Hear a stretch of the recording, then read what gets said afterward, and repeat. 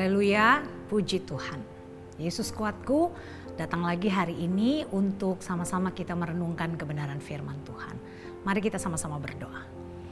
Bapa dalam sorga, Bapa yang kami panggil dalam nama Tuhan Yesus Kristus, mengucap syukur untuk hari yang baru yang Tuhan beri bagi kami Tuhan, untuk kami boleh menjalani hari ini bersama dengan Tuhan. Kembali kami akan merenungkan sebagian dari kebenaran firman Tuhan. Berilah kami hati untuk kami dapat mendengar dan kami mengerti apa yang mau Tuhan sampaikan dalam kehidupan kami. Ini doa kami Tuhan, kami alaskan semuanya di dalam satu nama yang hidup, Tuhan kami Yesus Kristus. Haleluya, amin. Puji Tuhan, masih di minggu penuh cinta Bapak Ibu. Kita masih akan bicara soal cinta. Jatuh cinta orang bilang berjuta rasanya. Jatuh cinta orang bilang adalah momen yang paling indah di dalam hidup. Bahkan ada juga yang bilang bahwa jatuh cinta adalah momen yang terindah dalam hidup mereka. Nah, efek dari orang jatuh cinta itu akan membangkitkan satu hormon yang bernama dopamin, yang akan meningkatkan hormon dopamin itu yang membuat orang lebih bersukacita, lebih bergembira, lebih bersemangat. Jadi efek orang jatuh cinta itu akan membuat orang lebih bersemangat lagi.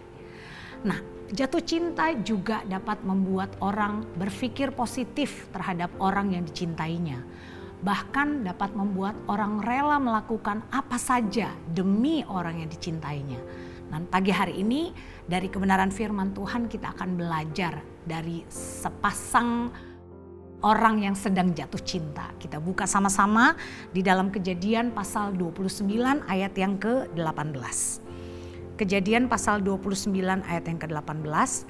Yakub cinta kepada Rahel, sebab itu ia berkata, "Aku mau bekerja padamu 7 tahun lamanya untuk mendapat Rahel, anakmu yang lebih muda itu." Ayat 20. Jadi bekerjalah Yakub 7 tahun lamanya untuk mendapat Rahel itu, tetapi yang 7 tahun itu dianggapnya seperti beberapa hari saja karena cintanya kepada Rahel. Kita mau belajar dari satu tokoh bernama Yakub, di mana Alkitab mengatakan karena dia cinta kepada Rahel. Karena cintanya kepada Rahel, maka Yakub mampu bekerja 7 tahun kepada Laban tanpa upah Bapak Ibu. Dia rela melakukan pekerjaan tanpa upah selama 7 tahun untuk dia membuktikan rasa cintanya kepada kekasihnya Rahel. Dan yang kita sudah bisa baca di ayat-ayat selanjutnya, bukan hanya 7 tahun yang dia anggap itu hanya beberapa hari saja bukti cintanya kepada Rahel. Kita juga bisa baca bahwa akhir dari 7 tahun penantian Yakub pada saat dia mau menerima upah dari pekerjaannya yaitu Rahel, dia ditipu oleh Laban. Bukan Rahel yang dia terima tetapi Lea. Dan karena itu untuk lagi dia membuktikan cintanya kepada Rahel, dia bekerja lagi 7 tahun lamanya. Jadi total 14 tahun Yakub bekerja kepada Laban untuk dia mendapatkan Rahel, orang yang dicintainya. Jadi kita mau belajar Bapak Ibu, ternyata cinta itu bukan tidak ada beban. Saya mau katakan bahwa bekerja 7 tahun tanpa upah itu beban. Itu satu masalah yang besar kalau kita mau pandang itu di masa kita sekarang. Tidak ada orang yang mau bekerja tanpa upah untuk orang lain, apalagi selama 7 tahun. Ini 14 tahun dia bekerja tanpa upah. Begitu banyak hal yang dia korbankan.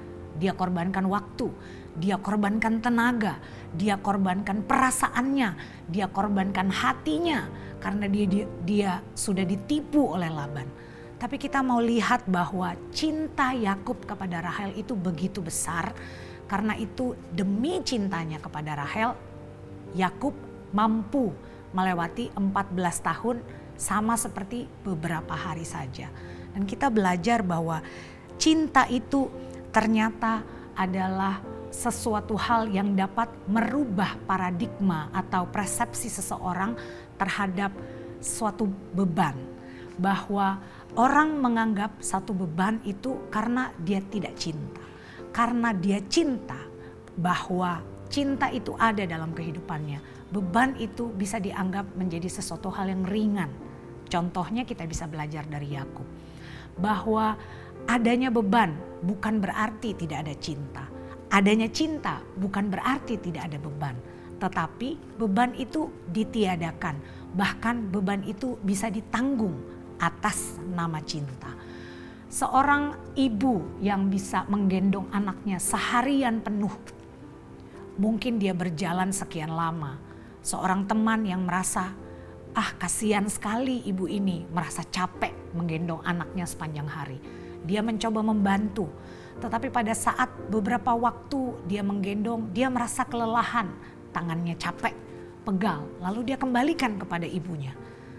Dia berpikir bagaimana seorang ibu yang mungkin kurus, kecil, mampu menanggung beban tubuh anaknya.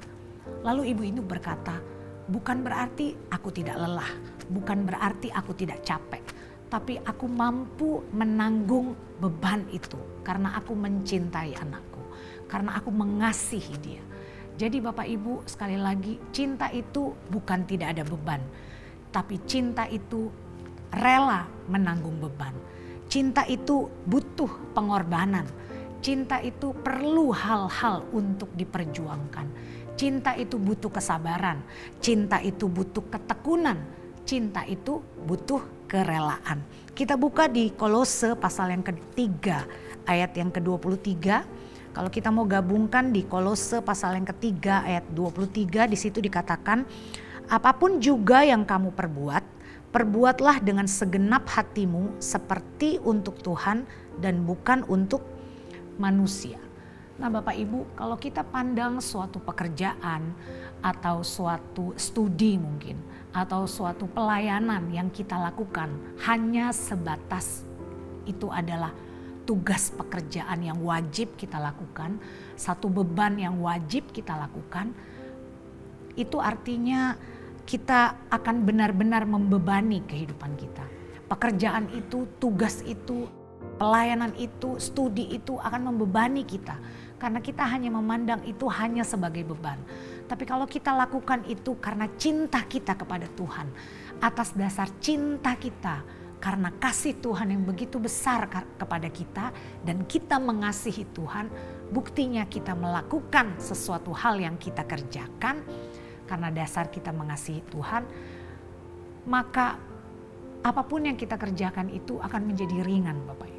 Sama seperti Yakub kepada Rahel. Karena cintanya kepada Rahel, pekerjaannya menjadi ringan.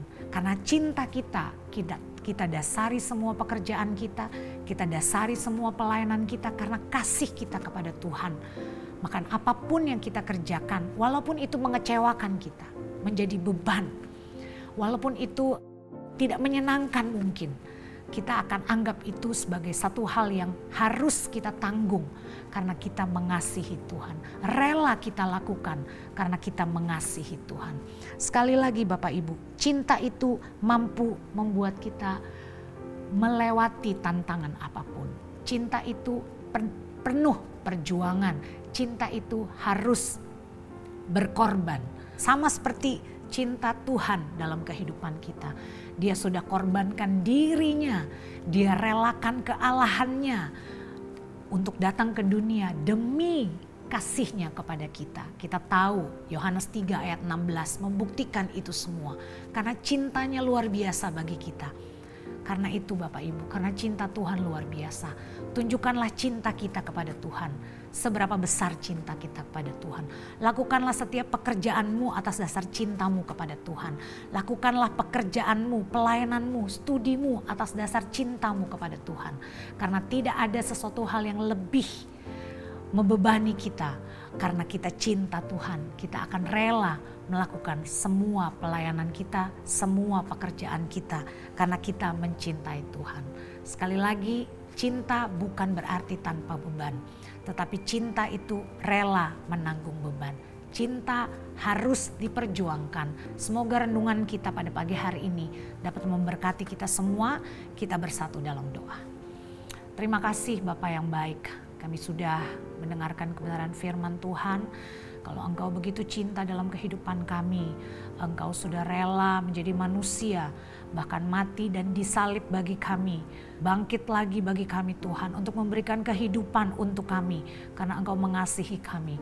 Dan biarlah karena kasih kami kepada Tuhan, kami mau melakukan setiap hal atas dasar cinta kami kepada Tuhan. Bukan sebagai beban Tuhan, tapi sebagai sesuatu hal yang rela kami lakukan, karena kami mengasihi Tuhan. Terima kasih Tuhan Yesus, terima kasih. Roh Kudus, mampukan setiap kehidupan kami, untuk kami melakukan segala sesuatunya berdasarkan cinta kami kepada Tuhan.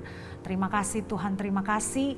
Biarlah sepanjang hari ini menjadi hari yang penuh berkat dalam setiap kehidupan kami, dalam setiap pribadi kami, pekerjaan kami, pelayanan kami, keluarga kami diberkati Tuhan. Ini doa kami Tuhan, kami alaskan di dalam satu nama yang hidup, Tuhan kami Yesus Kristus. Haleluya. Amin. Puji Tuhan, bersama Yesus aku kuat.